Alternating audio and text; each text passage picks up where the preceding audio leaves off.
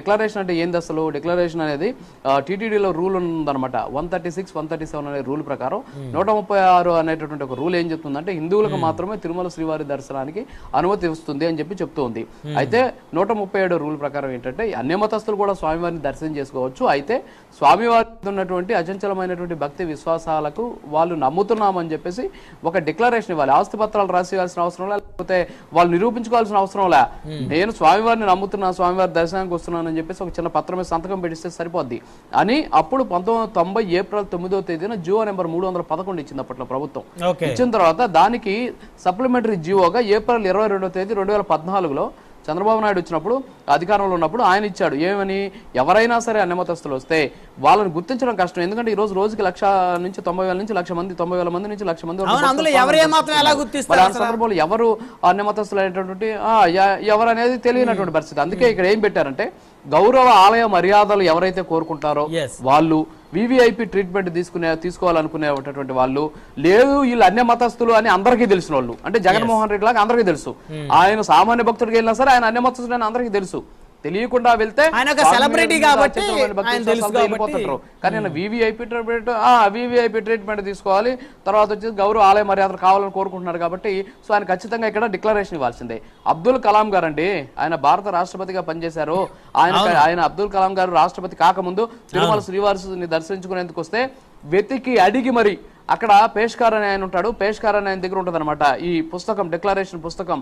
అడిగి మరి అంటే స్వామివారిని దర్శించుకోవాలంటే నేను ముస్లింలు కాబట్టి స్వామివారికి డిక్లరేషన్ ఇవ్వాలంటే కదా, ఆ పుస్తకం తీసుకురండి, నేను సంతకం పెట్టి నేను దాని మీద రాసి లోపలికి దర్శనానికి వెళ్తానని చెప్పి దాదాపు అరగంట సేపు ఆయన వెయిట్ చేశారు ఆ రోజు.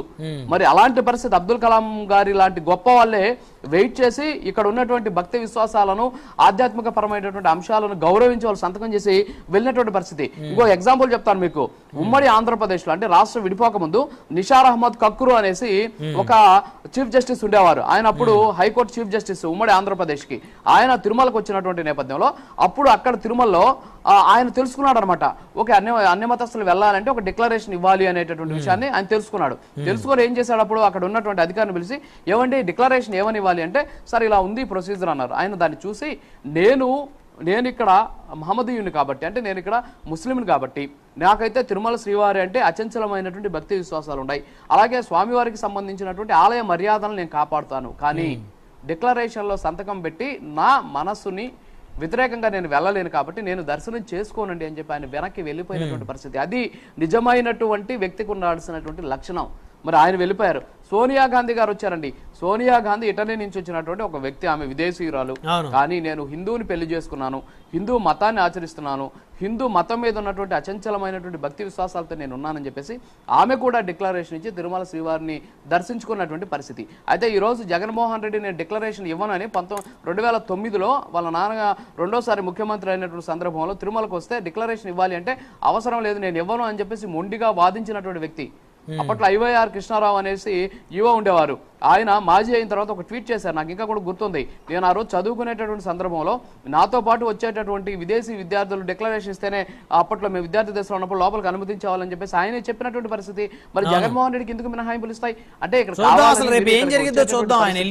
ఉన్నటువంటి సిచ్యువేషన్స్ ని రెచ్చగొట్టేటువంటి ప్రయత్నం కాక ఇంకేంటి. అందుకే ప్రతి ఒక్కరు కూడా అడుగుతున్నారు, అయ్యా మీరు డిక్లరేషన్ ఇచ్చి స్వామివారిని దర్శనం చేసుకోండి, ఆ నిజంగా మీకు ఆలయ మర్యాదల మీద, ఇప్పుడు ఆలయానికి సంబంధించినటువంటి మర్యాదల మీద, స్వామివారికి సంబంధించిన ప్రాసెస్ మీద నమ్మకం లేదు కాబట్టే కదా ఈ రోజు లడ్లకు సంబంధించినటువంటి ఇంత ఇష్యూ జరిగింది.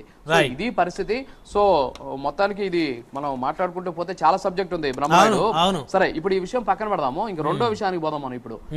ఇప్పుడు ఈ రోజు ఆంధ్రప్రదేశ్ లో వైఎస్ఆర్ కాంగ్రెస్ పార్టీకి సంబంధించి కొంతమంది నాయకులు చాలా రోజులు కనపల్లా, మీరు కూడా చూసారు. వరదలు కూడా వచ్చాయి.